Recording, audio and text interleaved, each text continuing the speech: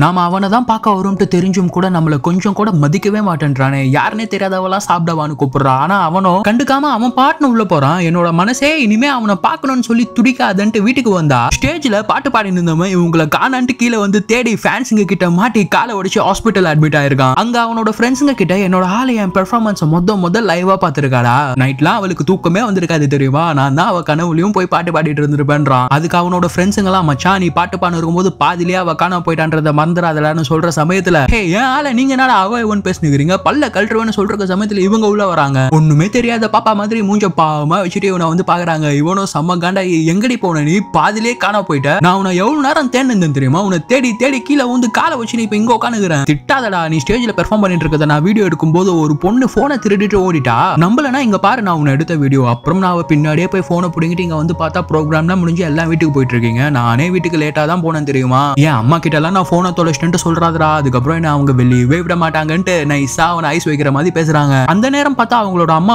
இவனை பாக்குறதுக்காக ஹாஸ்பிட்டலுக்கு வராங்க. அங்க சரியான திட்டு. ஏன்டி நீயும் அவன் கூட தானே இருந்த ஒழுங்கா பாத்துக்க மாட்டியா அப்படி இப்படின்னு திட்டுற சமயத்துல இவன் அவங்களை நிறுத்தி ஆன்ட்டி அவளை திட்டாதீங்க இந்தாங்க என்னோட பெர்ஃபார்மன்ஸ் வீடியோல பாருங்க. யார் எடுத்தாங்க தெரியுமா அந்த வீடியோவை. உங்க பொண்ணு தான் எவ்வளவு அழகா எடுத்திருக்கால. நான் தெரியாம ஸ்டேஜ்ல இருந்து ஸ்லிப் ஆகி கீழே விழுந்து இவகிட்ட சொல்லாம இங்க ஹாஸ்பிட்டல் வந்துட்டேன். என்ன தேடி தேடி பார்த்து காணலன்ட்டு தான் வீட்டுக்கு லேட்டா வந்திருக்கா. அவளை திட்டாதீங்க ஆன்ட்டின்றான். கட் பண்ணா அதே ஹாஸ்பிட்டல்ல அந்த பையனோட ஃப்ரெண்டு வந்திருக்கான். பப்ளிக்கு யாரோ ஆக்சிடென்ட் ஆனதை இவன் காப்பாத்தி இங்க ஹாஸ்பிட்டல்ல வந்து அட்மிட் பண்ணதால அந்த ஆக்சிடென்ட் ஆனவங்களோட ரிலேட்டிவ் அவனுக்கு தேங்க்ஸ் சொல்லிட்டு இருக்காங்க. அதை பாக்குற இந்த பொண்ணு அம்மா இப்போ நம்ம 2 பேரும் வீட்டுக்கு போயிட்டா இவனை யாருமா பாத்துப்பா. நீங்க வீட்டுக்கு போங்கம்மா நான் அவன் கூடவே இருந்து பாத்துக்கிறேன்றாங்க. அதை கேட்கற அவங்க அம்மாவோ இன்னாடி ஆச்சு உனக்கு நீயா பேசுற. அவனை எப்ப பார்த்தாலும் எரிஞ்சு எரிஞ்சு விழுந்துட்டு இருப்ப. இப்ப நான் கூட இருந்து பாத்துக்கிறேன்லாம் சொல்றேன். அது வேற இது வேறமா. இப்போ உடம்பு சரியில்லாத போது கூட இருக்கணும் இல்லையா. ஆமா அதுவும் கரெக்ட் தான். சரி எதனா எனக்கு கால் பண்ணு பாத்துருன்னு சொல்லிட்டு அவங்க கிளம்புறாங்க. அவங்க கிளம்பினோட இவங்க பின்னாடி எட்டி எட்டி பார்த்து அவங்க அம்மா தூரமா போற வரைக்கும் பார்த்துட்டு அதுக்கப்புறம் இவனை பாக்குறதுக்காக ஓடி வராங்க. இவன் ஹாஸ்பிட்டலுக்கு வந்த வேலை முடிஞ்சோன்னு ரிட்டர்ன் போயிட்டு இருக்க சமயத்துல இவங்களை பாக்குறவன் ஹே பொண்ணே இங்க என்ன பண்ற நீ உடம்புக்கு என்ன ஆச்சுன்னு கேட்க